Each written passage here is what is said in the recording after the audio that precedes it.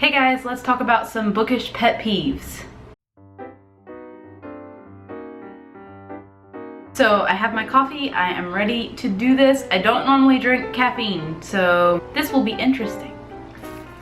Number 1, changing the covers partway through the series. There have been many book series that I have read and wanted to collect, and the series, they don't match. The covers don't match at all. There is one series by Jennifer L. Armentrout where the first 2 books are very similar, and then the last book is like completely opposite. I mean, there's still a person on the cover, which is generally what her books look like, but it's a little bit off. I'll show you guys a picture so you have kind of an idea of what I'm talking about. I also think that The Diviners by Le Bray, the sequel to that book, is not nearly as gorgeous as the first book, because the first book was absolutely beautiful and we waited so long for the second book to come out, and now we have it and it's not as beautiful looking, which is unfortunate.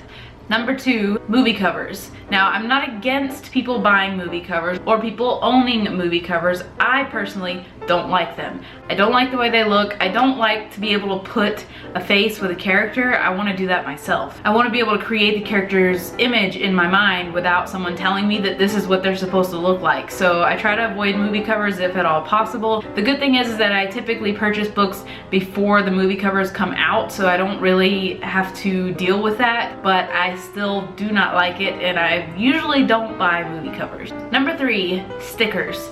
I hate when like Walmart and stuff put stickers on books, because like 95% of the time you can't get them off. There's like that 5% chance that you'll be able to get them off, which is amazing, and it's like the heavens have opened up because you were able to get it off without that yucky sticky residue still on it. But 95% of the time you cannot get it off. And especially the ones where the stickers are actually on the book. They're physically on the book. You can't peel them off. An example of that would be part of the Infernal Devices, or I'm not sure which series it is by Cassandra Clare, but I did buy one from Walmart once, and the sticker was physically attached to the book, like printed into the cover, so I couldn't remove it. I don't know why they did this, and I cannot stand it. Number 4, YA books in the adult section, specifically in libraries. Now, I just came across this recently. I was looking for some YA books, and my library is very bad in their YA section. As far as physical books go, they're pretty good with the ebooks, but physical books, not at all. So I decided to kind of explore the adult fiction section, because I do like to read both genres. I'm, you know, either or, it doesn't matter to me. So I was like, well, I'll just look there and see what they have. I find multiple young adult books in the adult section, and that kind of irks me, because had I have not checked the adult section, I would not have seen these YA books. And for those who only read YA, they may never see those books because they're not in the right section. So that really bothers me. I understand that librarians and people that work at libraries are very busy, and I used to work at a library, so I get it. I know that it's difficult to keep up with stuff and keep up with people that come in, but at the same time, it really bothers me that they're not where they're supposed to be.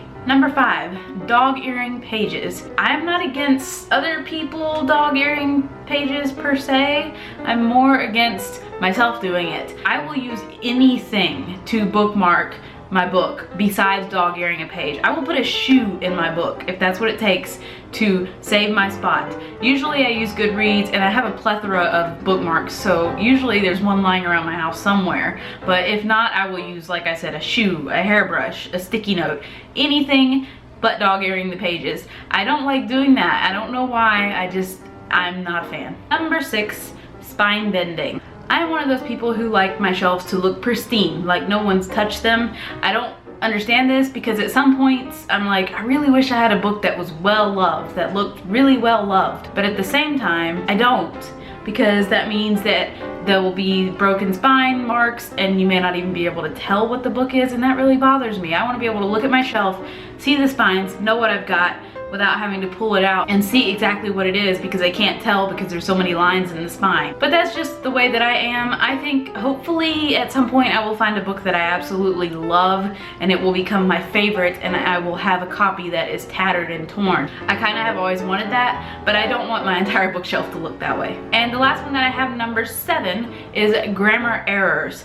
This really bothers me because I'm kind of a freak and a stickler when it comes to grammar. It may not seem that way based on these videos, videos, but I really like proper grammar, and when I see errors in books, it really bothers me. I'm like, please just hire me as your editor, please, because I will take care of this for you. Sometimes it's hard for me to fathom the fact that an editor read through a book and missed a word being misspelled, or missed a word that was not even in the sentence that should have been. There was a book that I read a couple of years ago. The entire page was missing the word mother, and I think the chapter was like focusing on the mother. So it was supposed to say like, she said to her mother, and then her mother said blah blah blah. Instead it said like, she said to her nothing. There was nothing there. And then it would say her blank said in response to her daughter blah blah blah. And I don't understand that. How can you look at an entire page and miss a word in an entire page? It was kind of like they hit Control F, typed in mother, and then pressed delete. I don't get it. So those are just a few of my bookish pet peeves. I hope that you guys enjoyed this video. Please let me know in the comments below if any of these are your pet peeves, and let me know some of your other bookish pet peeves. I would love to talk with you in the comments. So that's gonna be it for this video. I will see you in my next one. Bye.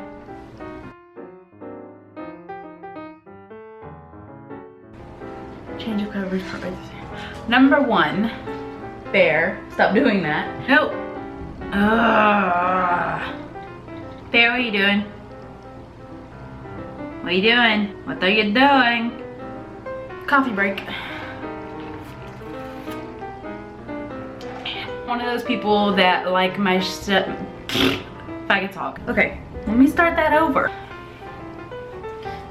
This shirt will not cooperate.